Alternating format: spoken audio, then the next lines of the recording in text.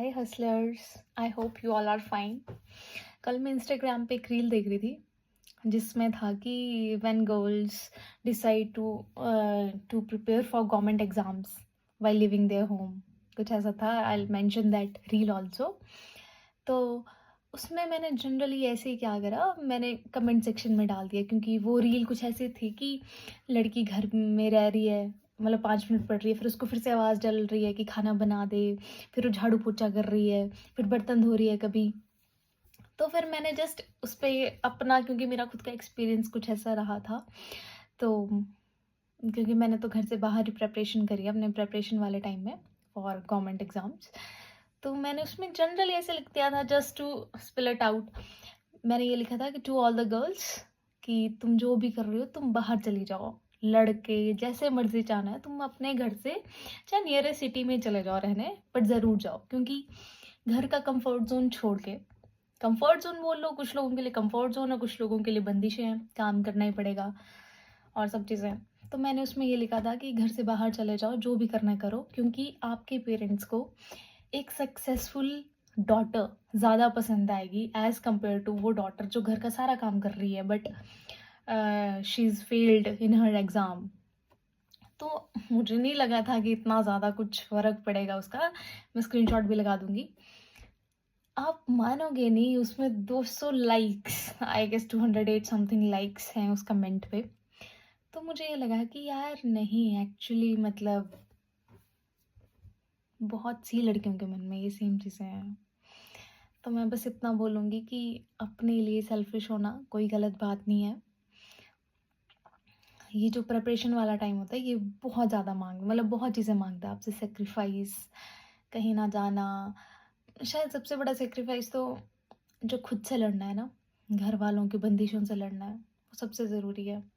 अब लोग बोल सकते हैं कि जिसने पढ़ना होता है वो तो हर जगह पढ़ लेता है, बट आई एम होपिंग कि उनको ये एग्जाम्पल समझ आ जाए कि जिसने पूजा करनी है वो पब में तो पूजा कर नहीं पाएगा ना, उसके लिए मंदिर ज़रूरी है। सेम गोज़ टू एवरीथिंग, कि एक ही ज़िंदगी है, खासकर लड़कियों के पास तो बहुत ही कम टाइम रहता है। अगर आपकी ग्रेजुएशन और मास्टर्स ख़त्म होती है तो आपको हार्डली 2 या 3 साल, वो भी मैं उन घरों में बोल रही हूँ एटलीस्ट जिनके वहाँ पे 25 तक है अलाउ कि आप बिना शादी के रह सकते हो, तो वो रह लो, मतलब रह सकते हैं तो वो तब भी प्रिपेयर कर सकती हैं।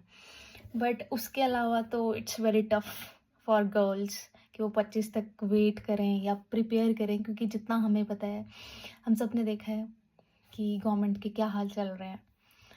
तो बस मुझे इतना ही बोलना था आप सभी लड़कियों से, खासकर जो मैंने उस कमेंट में भी लिखा है, आई मेंशन हेयर, आप उसे पढ़ो। और मैं अब भी यही बोलूँगी कि सबसे ज़रूरी है तुम्हारा सक्सेसफुल होना। वो फिर तुम चाहे कैसे हो वो मैटर नहीं करता है, राइट। अगर घर से बाहर जाना है तो मतलब ये हो जाता है कि ज़्यादा स्कोप्स हो जाते हैं आपके सक्सेसफुल होने के, जिस एग्ज़ाम के लिए आप प्रिपेयर कर रहे हो, क्योंकि आपका ध्यान फिर सिर्फ एक पढ़ाई पे है, राइट। और जो आप कंफर्ट जोन छोड़ के आए होते हो ना, और हम लड़कियों पे बहुत ज़्यादा रिस्पॉन्सिबिलिटीज़ होती हैं यार, कि हमें पता होता है कि हम कितनी मुश्किलों से यहाँ आए हैं, राइट, दूसरी सिटी आए हैं। तो I will just say that give your best. किसी नियरेस्ट सिटी ही जाना हो, ज़्यादा दूर भी नहीं जाना हो। अगर तुम्हें लग रहा हो कि नहीं भेज रहे हैं घर वाले, तो नियरेस्ट सिटी में चले जाओ, कोई नॉर्मल सा कमरा लो, लाइब्रेरी ज्वाइन कर लो, या लाइब्रेरी वैसे करने चाहिए। मैं तो हमेशा लाइब्रेरी पर ग्लू रहूँगी और मैं हमेशा लाइब्रेरी ही प्रेफर करूँगी। तो लाइब्रेरी जाओ, पढ़ो। जब तुम 1 डेढ़ साल बाद एक अच्छा रिजल्ट लाओगे ना, तो वो वही पेरेंट्स होंगे जो बहुत प्राउडली बोलेंगे कि हमने अपनी बेटी भेजी थी जी पढ़ने के लिए और बढ़िया हो गया, अभी और गवर्नमेंट ऑफिसर बन गई है।